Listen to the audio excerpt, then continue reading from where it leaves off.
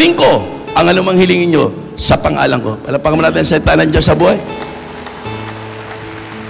Ito po ang mensahe ng Panginoon.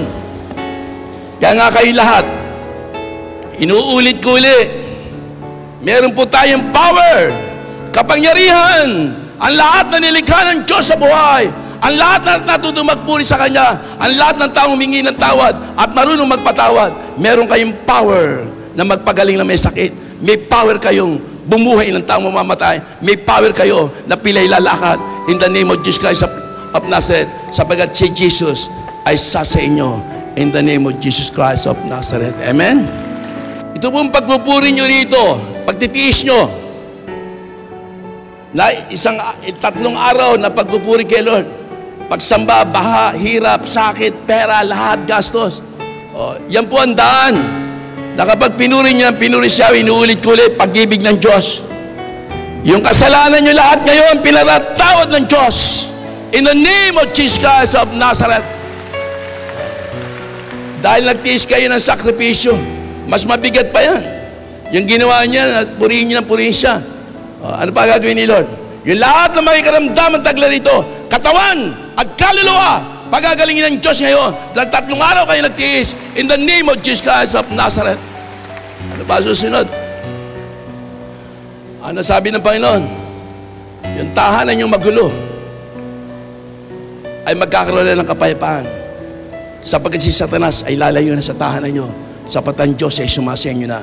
Kaya lahat ng tahanan ngayon na narito, na nagtutong magpuri sa Diyos sa buhay, mula ngayon, ang tahanan nyo ay magkakaroon ng kapayapaan in the name of Jesus Christ of Nazareth. Kaya bang gawin ng Diyos yun? Kaya nga po yung Word of God, makapangyarihan po sa lahat. Damahin nyo siya. Sa Mateo chapter 10 verses 1, tinipon ni Jesus sa 12 alagad at binigyan sila ng kapangyarihan magpalayas ng masamang espiritu at magpagaling ng mga may sakit. Okay, ha? Kaya sa atin po lahat ng alagad niya, binigyan niya pong kapangyarihan magpalayas ng masamang espiritu. Hindi natin alam, hindi tayo marunong magpalayas. Paano tayo magpapalayas kung si Jesus hindi nananaan sa puso natin? Kaya nga, bago tayo magpalayas ng masamang espiritu, hihingi tayo ng tawad sa Diyos. Amen? Kung halimbawa hindi sa'yo nabubuhay si Lord, ang nabubuhay sa'yo galaw ng kadiliman, napakadilim mo. Kaya napakahalaga po na si Jesus ang nabubuhay sa atin at yung nagawa niya, magagawa natin magpalayas mo sa mga espiritu.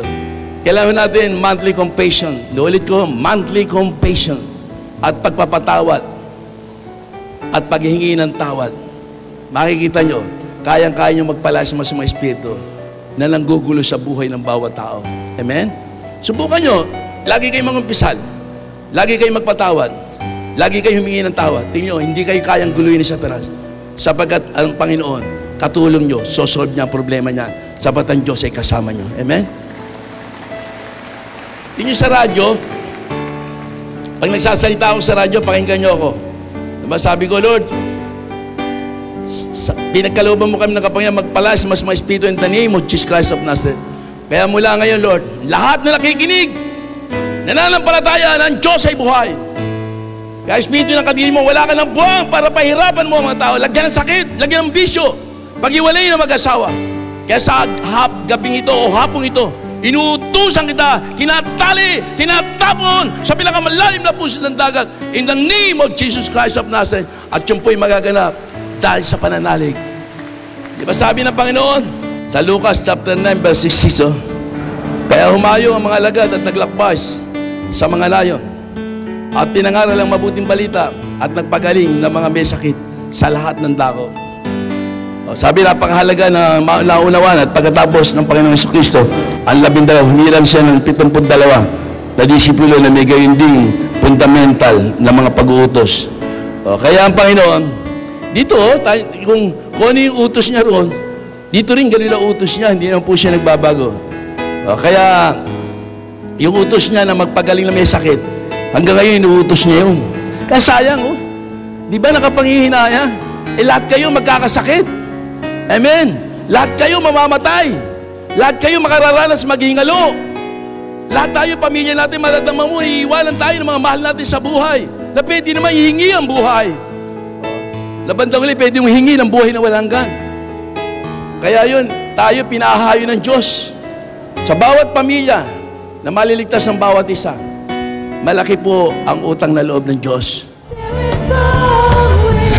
Pinipon ni Jesus ang 12 alagad at binigyan ng kapangyarihang magpalayas ng masasamang espiritu at magpagaling ng may mga karamdaman. Matapos ang 2 magkakasunod na araw ng walang humpay na pagpupuri, maraming mga mananampalataya ang umuwi, baon ng kagalingan, pagkalutas sa problema, pagkaayos ng relasyon. Holy Spirit, Holy Spirit, purify my heart. Holy Spirit, purify my heart. Holy Spirit, purify my heart. Come, Holy Spirit, let the fire fall. Come, Holy Spirit, let the fire fall. Let the fire fall. Let the fire fall. Holy Spirit, set my life on fire.